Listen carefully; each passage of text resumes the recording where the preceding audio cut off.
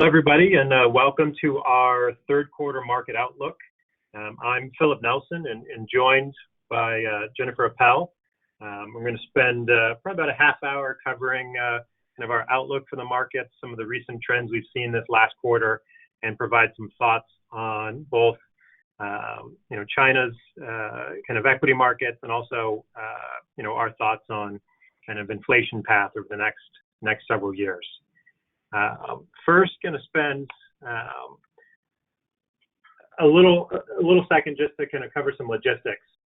And if you have a question, please enter it in the chat box. It should be in the upper right portion of your webinar window, and we'll try to cover all the questions either during the session and/or at the conclusion of our comments.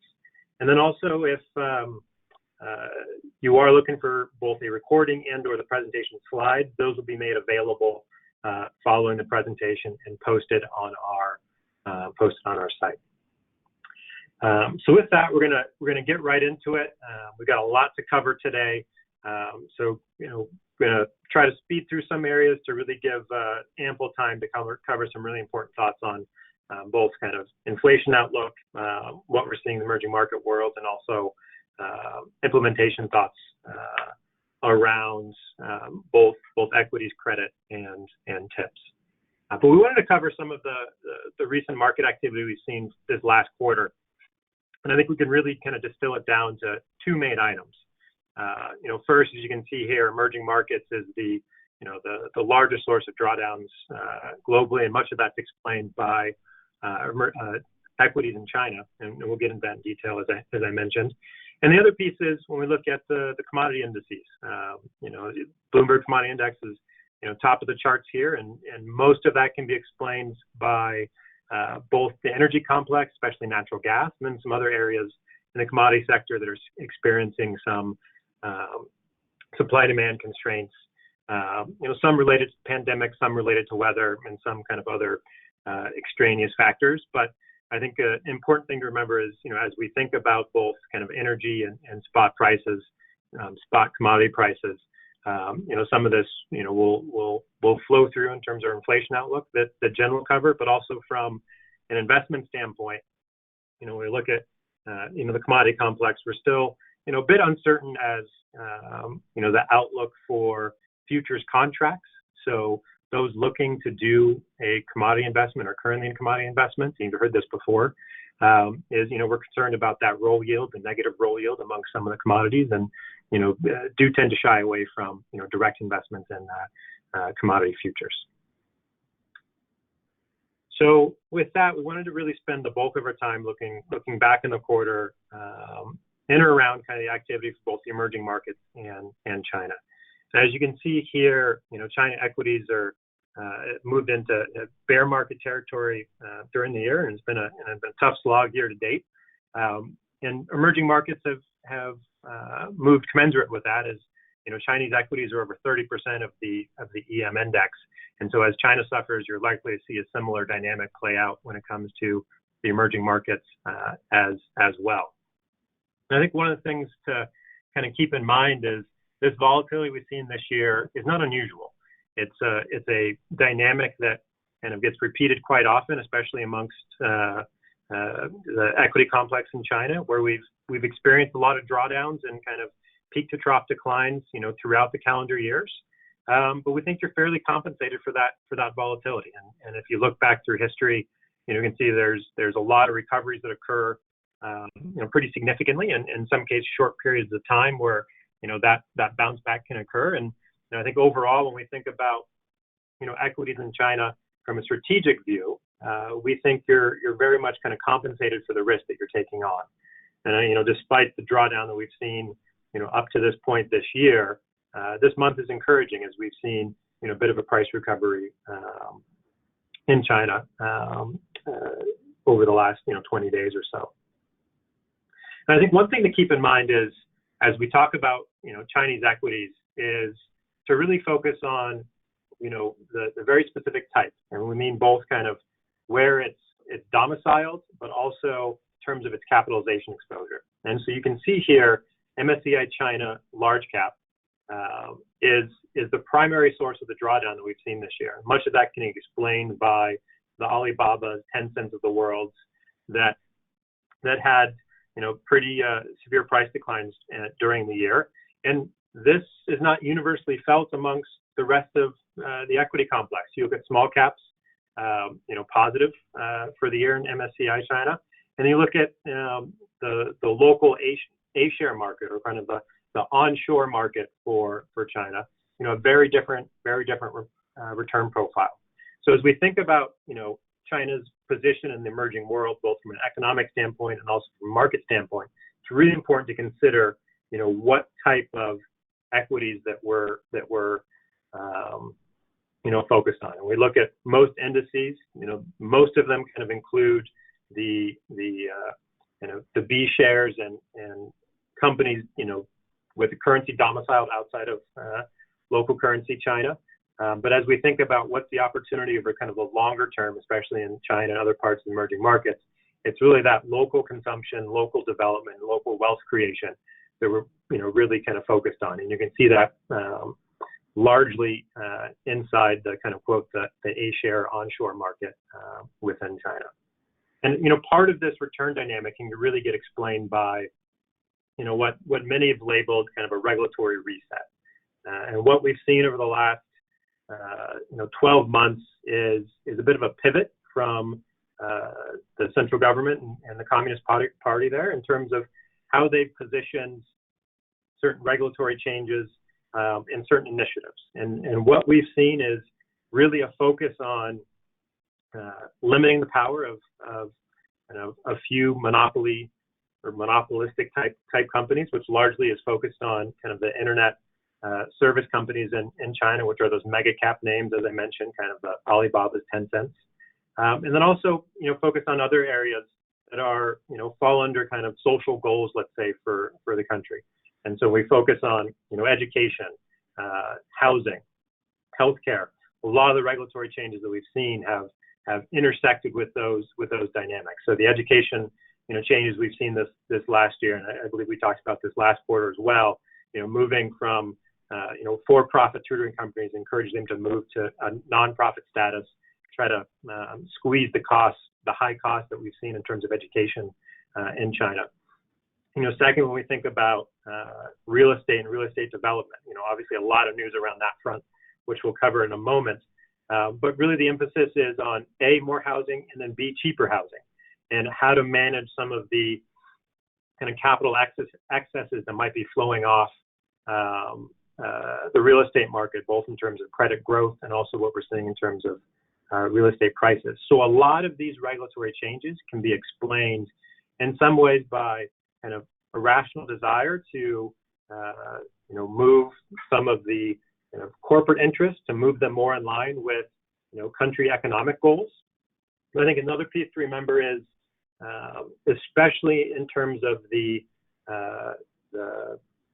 regulatory changes that we've seen related to the technology companies, both how they manage data, but also in terms of what their footprint is in terms of both the economy and as a corporate entity. There's a bit of a reminder here that power flows from the central government and power flows from Communist Party. And as these corporate entities grow and become larger, I think what we've seen this last 6 months is a reminder that they are in the power structure in China. They are secondary to kind of larger country goals. And I think this is a bit of a reminder to that that we've seen most recently. And as I mentioned, real estate development is one that's kind of always been a kind of discussion point amongst China in terms of kind of credit growth and credit risk. And it's something that the country's been keeping an eye on for quite some time, and we've seen that kind of regulatory change or regulatory squeeze start to have an impact. And so, example here is the real estate developer EVERGRANDE, which has recently kind of moved into distressed territory with some of their corporate bonds, and a lot of questions about their risk to the country's economic profile and kind of growth profile.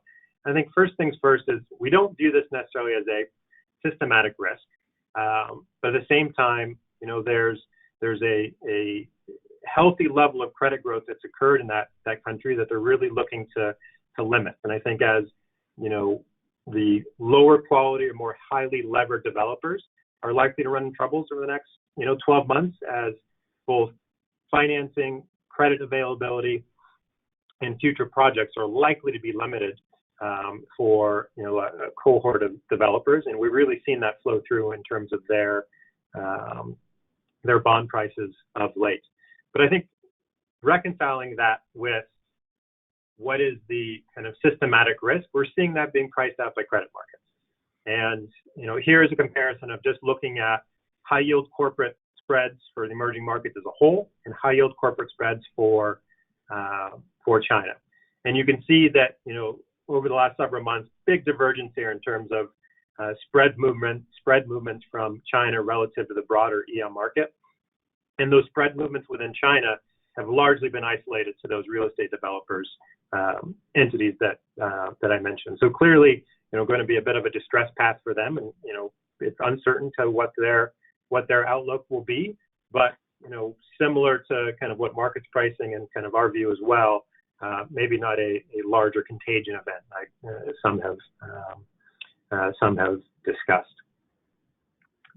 And so with that, let's take a brief moment to just wrap up with what's our kind of strategic longer term outlook. And I think it's important to mention our outlook related to emerging markets, and we continue to support a strategic overweight to EM equities, and largely that's going to be heavily influenced by China, as we saw with the price dynamics this last year. And I think it's fair to expect a more volatile path over the next several years.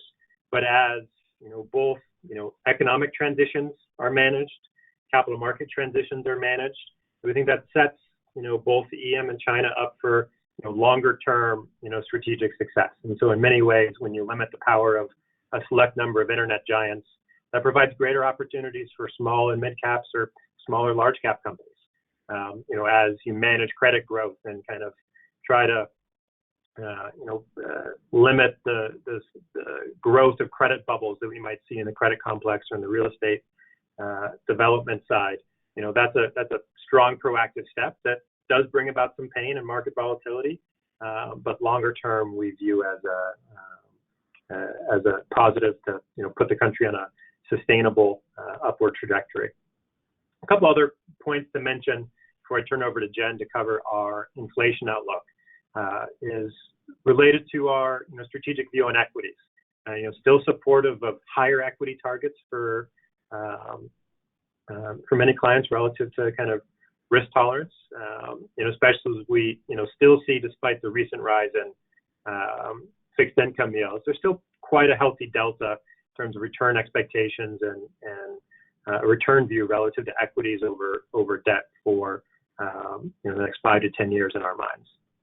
And also as we think about real assets positioning, inflation is going to be top of mind for many, but would really encourage folks to be mindful of adding public real assets and consider the fact that if you're thinking about public real assets, make sure it's tied to a greater strategic objective. Your spending needs, your liability needs, your kind of governance risk should have some inflation risk associated with it if a public real assets exposure is looking to be introduced to provide some inflation sensitivity. So it's really trying to provide that balance between kind of assets and let's call it spending risk that may occur, that you may have. And if that's a kind of critical risk, then I think public real assets are an appropriate addition. But if it's not a risk, or deflation is more the bigger risk, then maybe other areas are a better strategic allocation than real assets. So on that note, going to pass it over to Jen to talk about our inflation outlook. Thanks. So as Phil mentioned, we're going to spend some extra time covering our inflation outlook since this has garnered a lot of attention this year. So at a high level, we think there are several factors like continued supply shocks or upward pressure in shelter costs that could cause inflation to be quote unquote stickier over the near term. So to reflect that view, our NEPC inflation path over the next couple years has been adjusted upward to reflect the impact that those types of factors can have. Now, to be clear, our long-term views and our terminal value assumptions for inflation are unchanged relative to a quarter ago. We still very much believe that over the long term, deflationary pressures from a variety of factors like demographics or technology will overwhelm widespread inflationary pressures. But all that said, we do expect these 5-handle prints we're seeing on annual CPI, and along with some other elevated inflation metrics, that those will wane. But we believe that we are more likely to see inflation at around 3% over the next few years versus something lower. And while that 3-handle doesn't seem too crazy, an important part of this view is that the current market pricing and break-even inflation expectations don't reflect a 3-ish% inflation environment. So that's why we've continued to give this a lot of airtime, since inflation coming in higher than expected would be disruptive for equity pricing, for real interest rates. And Phil's going to talk about some of the positioning recommendations that we have based on this outlook after I go through this section.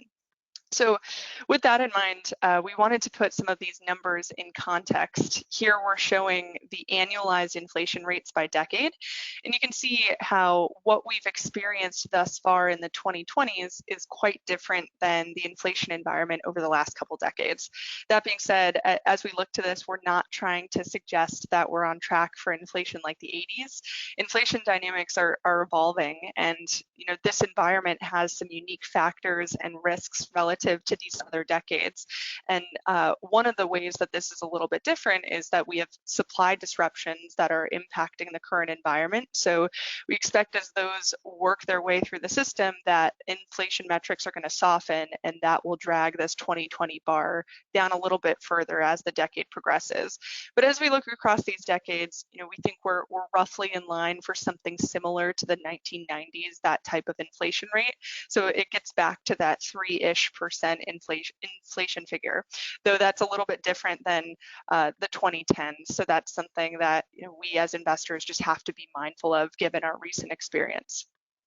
Now on the following slide, we have a little bit longer term view of US CPI-U and also some major categories of flexible or sticky CPI. And these are things that the Atlanta Fed publishes, but it represents a division of the CPI basket into categories that are cyclically sensitive or insensitive in terms of prices. So as you look to the end of this line chart, we have this really outsized increase in that flexible CPI metric, which reflects a lot of the story we heard from earlier this year regarding some of the more transitory drivers from the economic reopening theme and supply chain disruptions that drove up the costs on various goods like used cars. But what's interesting is that, yes, we have this outsized increase in this category, but you can see that we've actually had various episodes of this throughout the 2000s where we saw pretty significant spikes in the flexible CPI, and that does flow through to headline figures, but then once it abates, the headline number almost always softens as well. And just an interesting note, a lot of this historical volatility has been driven by energy, which is bucketed under this flexible CPI bucket. So that recent rally in commodities that Phil highlighted is also playing a role in the current numbers that we're seeing there. But you can see the end of the blue line, the light blue line, has already started kind of turning downward as a lot of those more idiosyncratic price changes have softened. And so we do expect that this line is going to continue trending downward, especially as the base effect takes hold. And then we'll start to see likely smaller year-over-year price increases. So that's kind of how we expect to get away from the 5-handle CPI prints that we're seeing today. Then in contrast, kind of turning our attention to sticky CPI, those factors tend to be a little less volatile, and we'll talk about that in just a moment. But taking a little closer look at what's transpired since the start of the pandemic, here we have broken out a lot of the transitory factors that I mentioned, and we have the new and used cars and other pandemic affected services, which are things like airfare, hotels, event admissions. And so throughout the last almost 2 years, these categories have had a really significant influence on the monthly core CPI-U, which is the index that excludes the impact from the volatile categories of food and energy. So looking back, you can see most of this inflation story from Q1 and Q2 of this year was due to these factors, but that dynamic has shifted a little bit in the third quarter, where that other category is now the main driver. And so the real reason behind the increase in the other category is the shelter component. And for a bit of context on the following slide, we're showing a couple categories that are within the shelter bucket, and these together combined to be about a third of the broad CPI index and about 40% of the core CPI index. So this number is really important from a weight standpoint, and even some smaller price pressures here could have a really outsized impact. And so this is one of those sticky categories. It is generally slower moving, and it tends to move in one direction for some time. So if we start to see that shelter is trending consistently higher, that's something that would cause us to be a little bit more concerned. So what we're showing here are a couple of those major categories, like I mentioned, one being owner's equivalent rent, or OER, which represents the amount of rent that an owned house could get as a rental property. So kind of think if you own a home and someone asked you how much monthly rent could you get for it, that's what's flowing in here. And then the other component is rent of primary residence, which reflects the rental rate for a housing unit. And so with leases and different market data, that's a little bit more directly observable rather than OER, which is a bit more subjective. Now, looking back here, throughout the pandemic, we saw rents falling in many cases, and so there was this noticeable softness in shelter, which mirrors what we saw with the headline inflation figures during that time period as well. But as you turn to 2021, there's a pretty clear recovery and even an upward trend in these shelter metrics. So shelter is now running a little bit higher than historical averages, but there are a lot of factors you could point to, like low inventory or elevated home prices or the rebound in rental rates, among many other things that we think could reasonably cause this to trend higher in the near term. And that has a very direct influence on headline CPI. So this is something that we're going to continue to monitor, since it can really move the needle in terms of broad headline CPI metrics. So with that, I will turn it back to Phil. Thank you, Jen. And just as a quick reminder, if you do have questions, please drop them into the question box in the webinar panel, and we'll get to those at the conclusion of our comments in about 5-10 minutes from now. We did want to take a little bit of time to cover kind of our portfolio positioning thoughts and current opportunities we're seeing in the market. I think one of the things that we think about is it's often just as important to highlight, areas of interest to maybe avoid in the markets as it is to highlight areas of interest where, we see an opportunity to invest in. And we'll cover, really three main pieces. One is credit markets. The other is kind of the influence around kind of inflation and interest rates on the pricing of U.S. equities. And then last, we'll talk a little bit about TIPS and the real rate interest rate environment.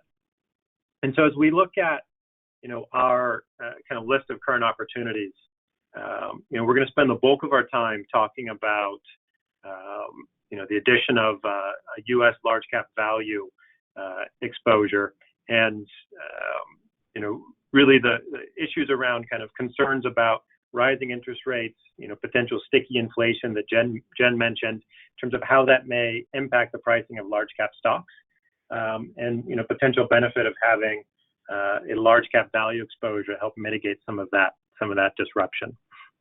And then also, we'll talk a little bit about credit as well, as particularly in the credit spread area, especially in lower quality credit.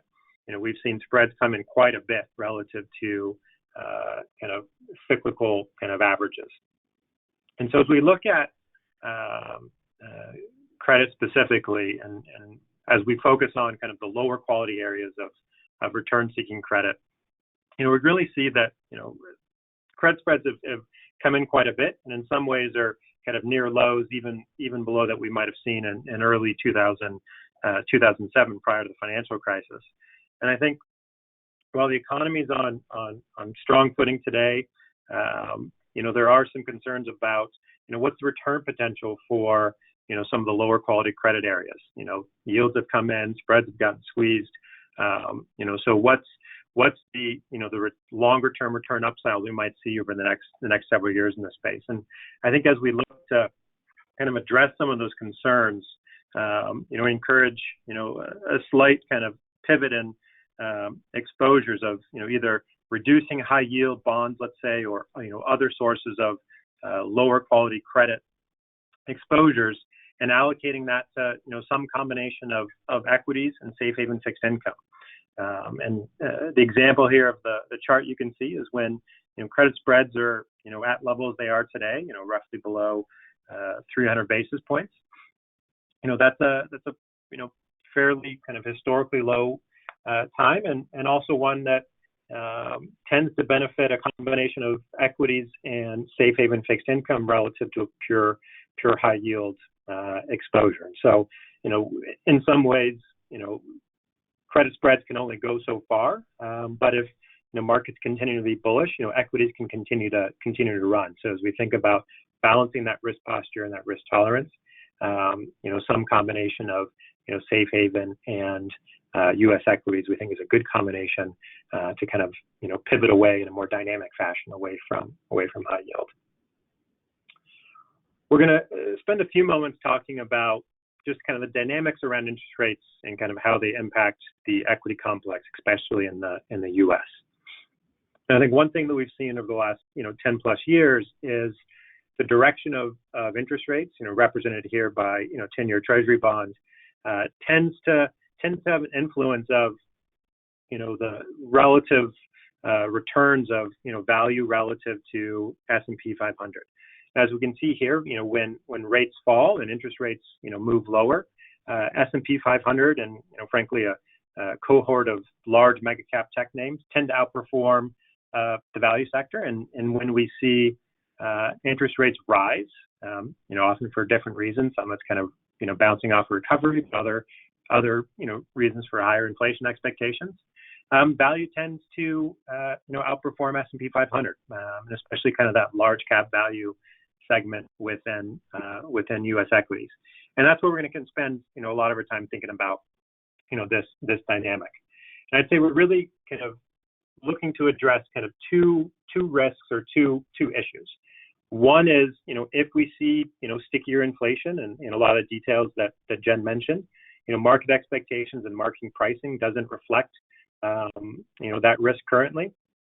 And as interest rates rise as a result of higher inflation, that will influence valuations of group of companies and kind of S&P 500 that have benefited from that falling rate environment over the last five plus years. I think the second piece to mention is we're still fairly constructive on the equity complex as a whole. So we're not looking to reduce equity exposure and really want to maintain kind of an overall bias to equity exposure and keep that constant. And so as you look to kind of address this issue, in many ways the simple answer, although it does bring complexity, I think as many are aware, is looking to U.S. large cap value. And so as we look to a large value exposure in the U.S., the benefit it can provide relative to S&P 500, we've historically seen as interest rates and inflation increases. And we're really looking to kind of mitigate the total portfolio impact that could occur should we see inflation expectations moving above the market's discounting of them. And so from an implementation view, we're encouraging a fairly significant position when we think about our large cap exposure. Let's say it's 100% S&P 500. So we're encouraging having a blend of roughly 70% S&P 500 and 30% Russell 1000 value. And there's, obviously, sizing is a key consideration, and, really want to be heavily considerate of the fact that, tracking error tolerance, risk tolerance, objectives relative to, strategic asset allocation targets really have to come into play when kind of evaluating a decision like this. But also, we see some clear benefits. And, some of those benefits can be isolated really to, a segment of kind of key sectors within the equity complex. And so, those sectors are really kind of the industrial financial space, which historically, have, let's say underperformed S&P when interest rates fall, but have commensurately outperformed when rates rise, especially over prolonged period. And so the exposures that come along with a large cap value exposure are more heavily skewed to this industrial and financials allocation. Now, there may be other implementation methods that provide a similar type of exposure, which we would encourage. But really, I think the key thing is, thinking about how to pivot, current large cap exposure to areas that will benefit should we see kind of more changes in inflation dynamics and kind of the stickiness level of inflation and potentially higher interest rates. I think the last thing to mention on this view is, it does come with tracking error. We've seen an extended period where value has suffered relative to S&P 500, and that certainly can continue. If deflationary forces return and kind of a more heavier headwinds, then a value exposure is likely to underperform. Should interest rates fall, should we see a return to any sort of pandemic-related lockdown. These are all factors that contributed to S&P 500 doing so well to the detriment of a value exposure. And as we see these things reversing, especially with higher rates, we see a benefit, but risk goes both ways. And so that tracking error risk, whether it be on a policy level benchmark or a asset class composite view, will certainly come through over time with a 70-30 split between large cap US and large cap value. And just as we wrap up, we want to spend a little time talking about kind of our outlook for U.S.TIPS. And it's a bit counterintuitive, especially relative to some of the comments you've heard about inflation. And so TIPS are often considered viewed as benefiting from rising inflation expectations or benefiting from a higher inflationary environment, which we would generally agree over kind of a longer strategic view. And I think we have one kind of sizable concern today in encouraging folks to reduce some of their TIPS exposure relative to current targets, upwards of 50% or more, is the current level of real interest rates is very negative, as you can see, especially in the earlier parts of the curve, but all the way up to the 10-year point. And should we see the sticky inflation levels that Jen expressed and a response from the Federal Reserve above and beyond what's currently priced in? So currently, many expect 2 or 3 rate hikes potentially in 2023. Should those accelerate into 2022 on the earlier side of the calendar year, that's likely to provoke a change in the pricing of real interest rates. And TIPS have 2 pieces that come through in terms of pricing of a bond. There's both the inflation accrual and the pricing of break-evens relative to nominal treasuries, but then there's also real interest rates. And as real interest rates rise because of a Fed response that would come because of higher inflation levels, TIPS are likely to suffer. And I think there's some concern and there's some kind of scenario paths where TIPS may suffer even more than nominal treasuries due to this kind of inflationary type pressures as a result of Fed positioning. And so that is some of the positioning and some of the recommendations that we're encouraging.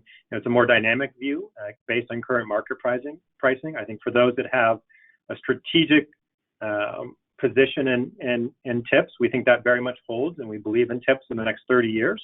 That said, we are concerned about the current market pricing of real interest rates and how they may change over the next several years. So with that wraps up our prepared comments, and we'll gather a few questions and parse them out between Jen and myself. And maybe the first question to tackle, and this is for you, Jen, is as you look to kind of our inflationary outlook, what are some of the major segments or major kind of metrics that you look to and the team looks to that kind of give us pause or kind of give us insight in terms of our inflation outlook? Yeah, well, there's a couple things I would say that come to mind. I know you said maybe one or two, but I think looking at just one inflation metric really only tells part of the story. So I'm going to give a couple answers here. In terms of realized inflation, I think a lot of my comments were focused on the consumer price index, and that's something that we definitely focus on. And I did mention this a little bit, but I expect over the next 6 months or so, we're going to be very focused on that shelter piece, just given some of the reasons I outlined in the presentation and the potential for stickier inflation coming from that. In addition to that, we also look a lot at market break-even inflation expectations, since that's really important for how that flows through to risk premia pricing across capital markets. And then really the last thing I would mention is a little bit on the behavioral expectations. And that's kind of the key piece, because the real economic danger can happen when businesses and consumers start to believe in inflation. And then that has a cascading impact on spending decisions, savings, investment choices, et cetera. So really all of the changes on that front are really important to monitor as well. But it's really those three broad categories that we monitor to inform our view. Great, thank you, Jen. And then we've got a question related to kind of large cap value and the current opportunity that we just walked through that I'll look to address. And the question's related to when we would look to pivot back to kind of a neutral position. And I think the neutral position we'll say is kind of S&P 500, which we really view as the opportunity cost for large cap equities. And I would say we don't necessarily put a time horizon on it, but we do apply kind of more of a scenario and event horizon around it. So should we see a large drawdown in S&P relative to a large value exposure, that could be an event that causes us to move back to neutral. Should we see a significant change in the inflation outlook, where inflationary pressures suddenly ease, and we are clearly moving into a path where interest rates are likely to be lower for longer, and inflation concerns are likely ones that are just not a concern and kind of would be put under the put in the transitory file. And if that occurs, that would likely be something that would cause us to move back to neutral. But I think on the other side of it, this could be something that stays in place for 36 months. As inflation pressures move from kind of the shorter term pandemic related pressures to as Jen mentioned, some of the the stickier items in shelter that tend to persist. Should we see closer to a 3% or 3% above inflation level that's not priced into the markets, that will just accrue through market pricing over time, and we think we could see a longer term benefit for large value relative to U.S. equities. And in that case, the time horizon could be quite long in terms of positioning there. So just taking look at through some of these questions. One last one that we'll get to is related to congressional fiscal action. And apologize, I'm reading through these questions in real time as I ask them. And I think one of the things that we're looking to kind of understand is what's the potential impact from congressional spending on our inflation outlook, and maybe give Jen a quick 20-second response of the potential kind of $1 trillion spend we might see from Congress. How does that impact our view? And then also, some of the infrastructure spending that's come into place that is over a longer term period. Does that impact our view, if at all? Yeah. So I read this question and I was thinking a little bit back to a lot of our comments from last year where we said there was so much stimulus, so much liquidity in the system, and that could be inflationary. And I think part of the thought process with that is thinking that more dollars are going to go back into the economy. But one thing that we've been monitoring is just that savings rates have increased recently. So to the extent that that trend continues, that has some inflationary or deflationary considerations as well. But I think it all really depends like what areas of the economy this money is going to be put to work in.